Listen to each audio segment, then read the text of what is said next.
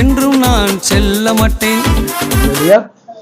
அப்போ ஒவ்வொரு தெய்வ பிள்ளைகளுடைய வாழ்க்கையில் கிறிஸ்துடைய அன்பை வெளிப்படுத்துகிற வீடாக நம்முடைய வீடுகள் அமைய வேண்டும்.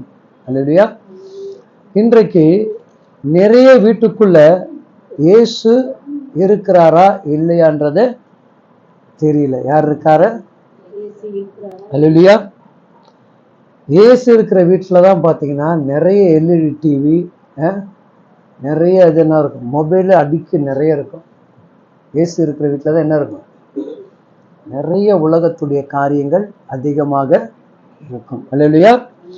அப்போ நம்ம அது இயேசு வீடுன்னு சொல்ல முடியுமா? அல்லேலூயா.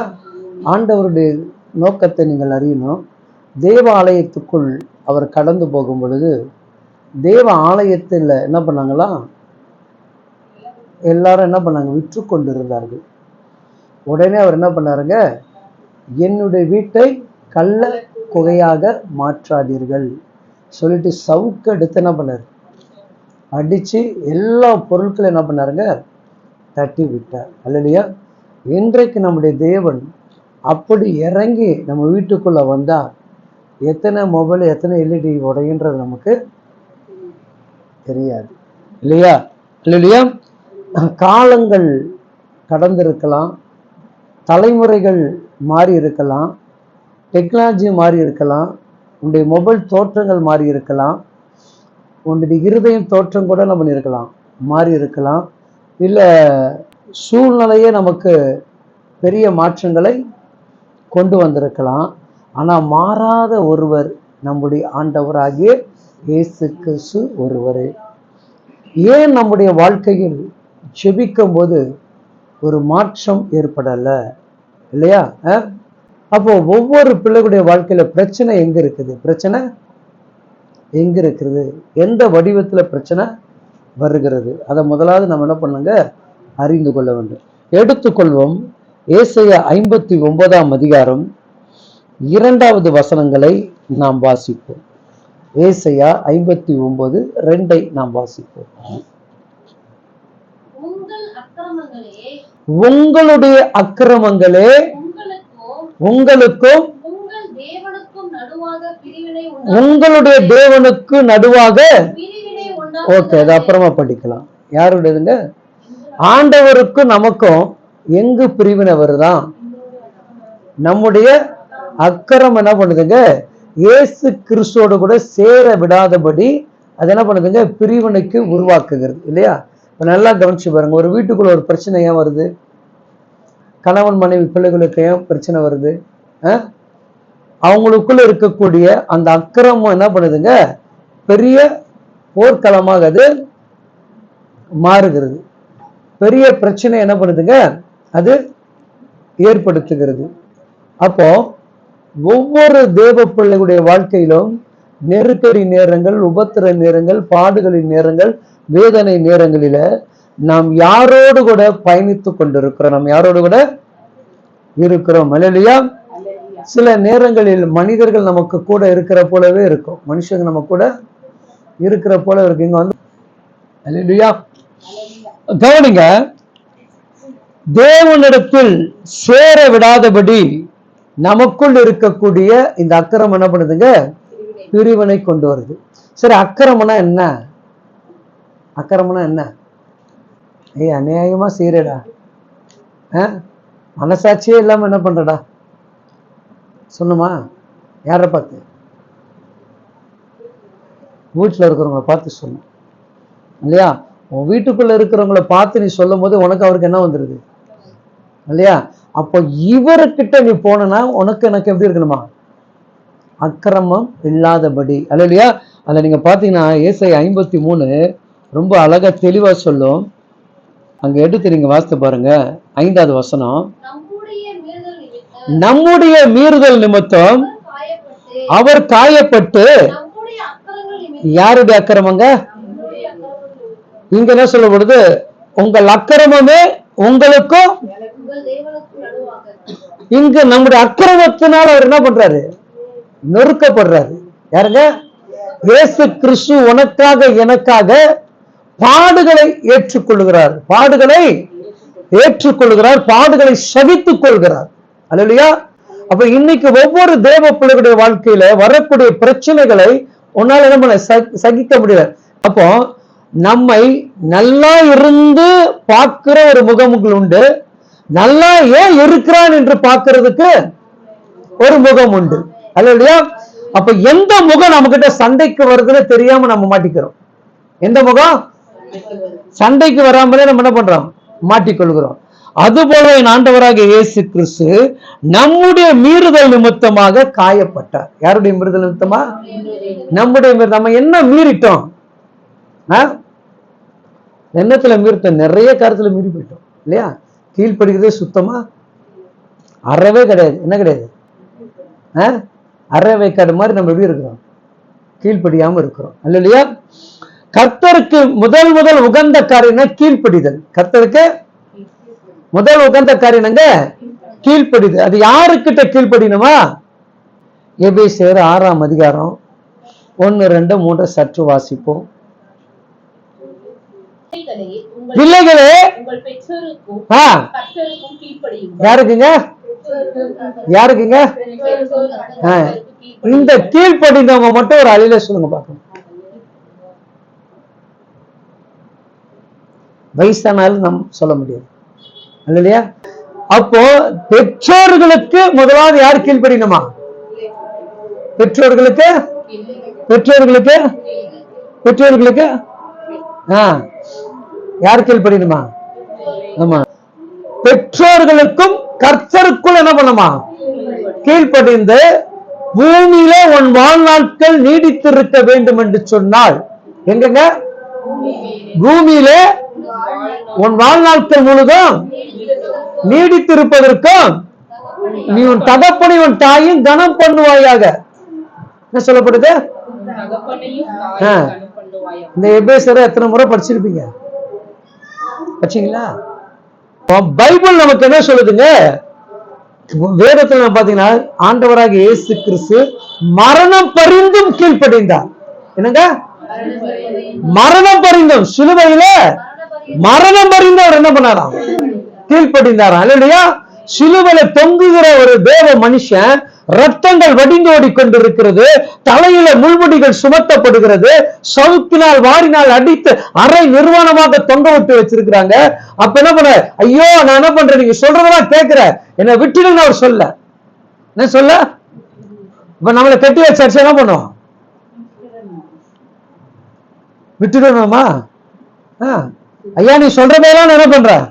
கேட்கிற. தயவு செய்து என்ன பண்றான்? விட்டுருன்னு சொல்லணும் இல்லையா? அல்லையா? ஆனா நம்முடைய தேவன் அப்படி அல்ல. அல்லையா? அவர் ஜீவனை கொடுக்கிற வரைக்கும் என்ன பண்ணாருங்க? கீழ்ப்படிந்தார். என்ன படிந்தார்? பிதாவுக்கு அவர் கீழ்ப்படிந்தார். அல்லையா? யாருக்கு கீழ்ப்படிந்தாருங்க? பிதாவுக்கு கீழ்ப்படிந்தார். அதனால்தான் இன்றைக்கு இந்த உலக ரட்சகரை நாம் கொண்டாடி கொண்டிருக்கிறோம். அதனால அந்த ரட்சகர் பார்த்து சொல்லுகிறார் பாருங்க, முதல் ஆண்டவர் இயேசு கிறிஸ்து பிறந்த பிறகு திடீர்னு 6 வயசு 12 வயசுல என்ன பண்ண காணாம போயிடுவாரு. போயிட்டு என்ன பண்ணுவாரு? அங்கங்க தேவாலயத்துல போய் மெசேஜ் கொடுத்துட்டே இருப்பாரு. உடனே பிதா என்ன பண்ணாரு? எப்பா இதுக்கெல்லாம் இந்த ஏஜ் கிடையாதுப்பா, உனக்கு என்ன வரும்? ஒரு 30 வயசு வரும், நீ என்ன பண்ணு, அது வரைக்கும் யாருக்கிட்ட போய் கீழே இரு. தாய் தகப்பன்ட்டு கீழே இருந்தாரு. போய் அப்பா அம்மா கிட்ட கீழே இருந்து என்ன பண்ணாரு?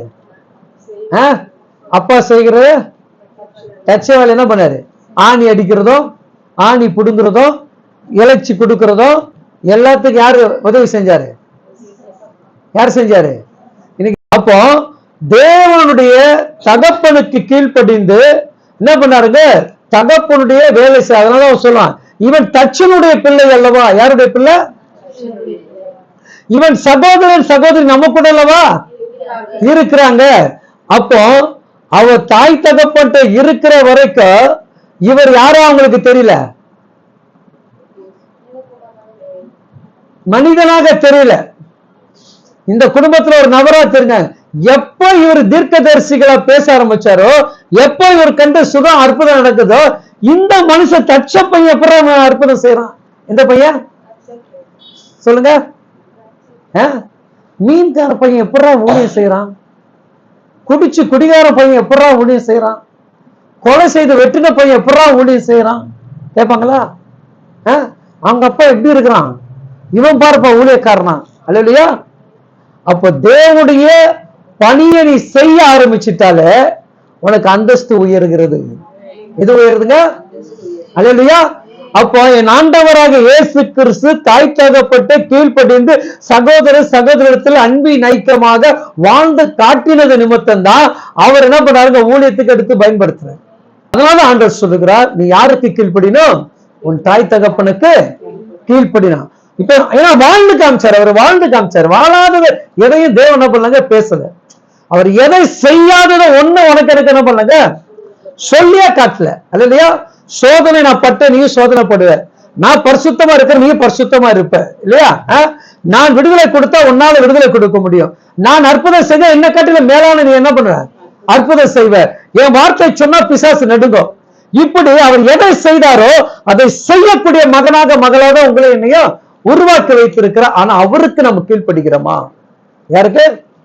எல்லாம் கவனிச்சு பாருங்க. அப்போ தேவனுடைய பிள்ளைகளுடைய வாழ்க்கையில தேவனுக்கு நம் கீழ்ப்படியாத காரணத்தினால இத்தனை காரியத்தை நம்ம என்ன பண்றோங்க மனுஷிகரமா செய்யறோம். அவர் எவ்வளவுக்கு அழகாக வாழ்ந்து காட்டினாரோ அது போல நீ நானும் வாழுன்னு சொல்றாரு. இப்ப எத்தனை பிள்ளைங்க வாழ்வீங்க? எப்பொழுது ஆகாது என்று தள்ளப்பட்ட கல் தான் என்ன இடம் மாதிரிதான் மூளைக்கு தலைக்கல். அழலையா? ஒரு நேரத்துல என்னெல்லாம் உருப்படாதுன்னு சொன்னாங்க. என்ன சொன்னாங்க? என்ன சொன்னாங்க? உங்களை யாரும் சொல்லியிருக்காங்களா? சொல்லியிருக்காங்களா? ஒண்ணு சொல்லியிருக்காங்களா? ரைட், ஒண்ணு சொல்லியிருக்காங்களாமா? யாராவது சொல்லாமலாம் இருந்துக்க மாட்டாங்க. நீ உருப்பட மாட்டேன், ஒண்ணுத்துக்கு உதவ மாட்டேன், படிக்க வைக்கிறது வேஸ்ட், உனக்கு பணம் செலவு பண்றது வேஸ்ட், எல்லாமே வேஸ்ட் வேஸ்ட் வேஸ்ட்னாங்க. இன்னைக்கு இந்த வேஸ்ட் தான் என்ன பண்ணுது, பல வேஸ்ட உருவாக்கிட்டு இருக்கு. அல்லேலூயா. அப்போ தேவனுடைய பார்வைக்கு நீ வந்துட்டா பெஸ்ட். யாருடைய பார்வைக்கு? தேவ பார்வைக்கு வந்தா பெஸ்ட். நீ மனுஷ பார்வைக்கு வந்தா பெஸ்ட். சொல்லுங்க. தேவ பார்வைக்கு வந்தா பெஸ்ட், மனுஷ பார்வைக்கு வந்தா. அதனாலதான் நம்ம மாமியார் பார்க்கும்போது நம்ம அப்படி இருக்கிறாங்க. இல்லையா? என்னமா?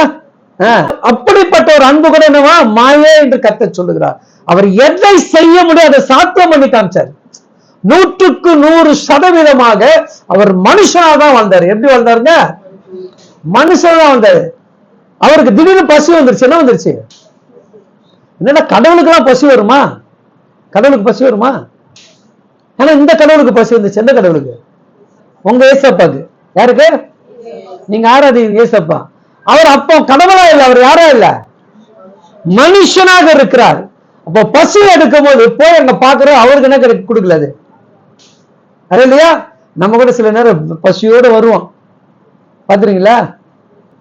அப்ப பாருங்க அம்மாக்கு பிள்ளைக்கு இருக்கக்கூடிய அன்பு பரிமாற்றம் பாத்தீங்கன்னா வேற லெவல். அது லட்டா, பூந்தியா, மைசூர் பாக்கா, ஜாங்கிரியா, என்னது அவ்வளவு ஸ்வீட்டா இருக்கும். அறிவு இருக்கா உனக்கு? ஒரு சோறாக்க திறமை எங்க போன? பைபிள் தூக்கிட்டு சர்ச்சை சர்ச்சா போறதுக்கு வேலை.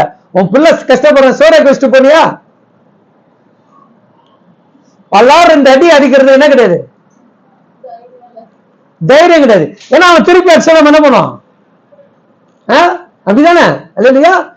எதை எதை கண்டிக்கணும் அதை கண்டிப்பா என்ன பண்ணான். அப்ப இதையெல்லாம் யார் செய்து காமிச்சாலும் உங்க அப்பா. யாரு? ஏசப்பா செய்தாரா? என்ன பண்ணாரு? அப்பா கிட்ட கூடயே இருந்து வேலை செஞ்சாரா? ஆசிரியர் வேலை பண்ணாரு, இது வேலை பண்ணாரு, எல்லாம் முடிச்சுட்டு 30 வயசு கடந்த பிறகு, எத்தனை வயசுங்க? 30 வயசு வரும்போது பிதாவுக்கு கீழ்ப்படிஞ்சார். யாருக்கு? பிதாவுக்கு கீழ்ப்படிந்து என்ன பண்ணாருங்க? முழுகி ஞானஸ்தானம் எடுத்தாரு. என்ன எடுத்தாரு? கவனிச்சு பாருங்க. ஞானஸ்தானம் கூட ஒருத்தர் கம்பல் பண்ணி என்ன பண்ணக்கூடாது. நீ தேவனை முழுமையாக அறியணும். உன் பாவ வாழ்க்கை என்ன பண்ணணும் தெரியணும். கிறிஸ்துவின் அன்புக்குள்ள வந்தா நான் அதை செய்ய தகுதி உள்ளவனா என்று அறிந்துதான் என்ன பண்ணும், முழுகி ஞானஸ்தானம் எடுக்கணும். சாதாரணமான என்ன பண்ண மாட்டேன் யாருக்கும். ஒரு வருஷம் கரெக்டா ஞாயிற்றுக்கிழமை சர்ச்சுக்கு வரியா, கர்த்தருடைய வார்த்தை கேட்கிறேன், அதுக்கப்புறம் தான் என்ன உண்டு. அதனால நான் ஞானஸ்தானம் கொடுத்துட்டா பரலோகத்துல பேர்ல எழுத முடியாது. ஞானஸ்தானம் எடுத்தவனே எத்தனை பேர் பாவியா இருக்கிறான்? எத்தனை ஞானஸ்தானம் எடுத்த எத்தனை பேரு தேவனுக்கு பிரியமில்லாத காரியத்தை செஞ்சுட்டு இருக்காங்க. இல்லையா? குடிக்கிறான், பார்க்க போறான், சிகரெட் அடிக்கிறான், அடிச்சுட்டு அடுத்த போது 1ஆம் தேதி பார்த்தா பயபக்த கல்ல 2 சொட்டு தண்ணி வரும். எத்தனை சொட்டு தண்ணி வரும்?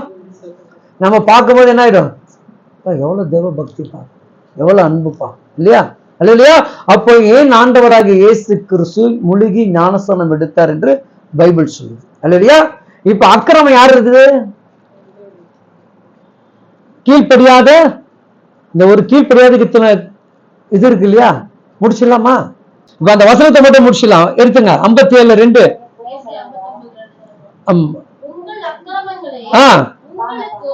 உங்கள் அக்கிரமங்கள் உங்களுக்கும் உங்கள் தேவனுக்கும் உங்கள் பாவங்களே அவர் உங்களுக்கு செவி கொடாமல் முகத்தை மறைக்கிறார். எதை மறைக்கிறாரு? காது கொடுத்து கூட கேட்க மாட்டாராம். என்ன கேட்க மாட்டாரா? எது இருந்தா? பாவம், அக்கிரமம். அல்லையா? பாவிகளை நேசிக்கிறது வேற, நேசித்த பிறகு பாவத்தோடு இருக்கிறவங்க அந்த பாவத்தின் சத்தத்தை கத்தனை பண்ண மாட்டார், கேட்கவே மாட்டார். அல்லையா? அப்போ என் தேவனுக்கு நான் கீழ்ப்படிய ஆரம்பிச்சிட்டேன்னா இதெல்லாம் என்னை விட்டு என்ன பண்றோம்? போயிடும். இப்ப 53 அந்த 5 வாசிங்க, ஜெபம் பண்ணலாம். 53:5. எபினேசருடைய மீறுதல் நிமித்தம் என் ஏசப்பா காயப்பட்டு, எபினேசருடைய அக்கிரம நிமித்தம் ஏசப்பா நொறுக்கப்பட்டு, எனக்கு எபினேசருக்கு சமாதானம் உண்டு பண்ணுகிற ஆக்கினியை ஏசப்பா ஏற்றுக்கொண்டு அவருடைய தழும்புகளால் நான் சுகமானேன். ஏசப்பாவுடைய தழும்புனால யார் சுகமானா? அல்லேலூயா சொல்லுங்க. பலவீனம் உள்ளவங்கள, பலவீனம் உள்ளவங்களை சொல்லுங்க, என்ன வச்சுக்கலாம்? ஆமென். தேவனுடைய தழும்புகள். பைபிள் படிக்கும்போது இப்படி படிச்சு பாருங்க. அல்லேலூயா. நான் எப்போ பரிசுத்தம்னு சொல்லிட்டு ஜெபிக்காதீங்க. இன்னும் என்னை பரிசுத்தப்படுத்துங்கப்பா, இன்னும் என்னை நீதிமானாக மாற்றுங்க, இன்னும் அன்புள்ளவனாக மாற்றுங்க. அப்படிதான் ஜெபிக்கணும். ஆண்டவரே நான் பரிசுத்தமா இருக்கிறேன், பரிசுத்தமா வாழ்றேன், என்ன பண்ணுறீங்க? தயவு செய்து சொல்லாதீங்க. அல்லேலூயா. அதை நம்மளே என்ன பண்றோம்? ஏமாற்றுகிறோம். ஆமென்.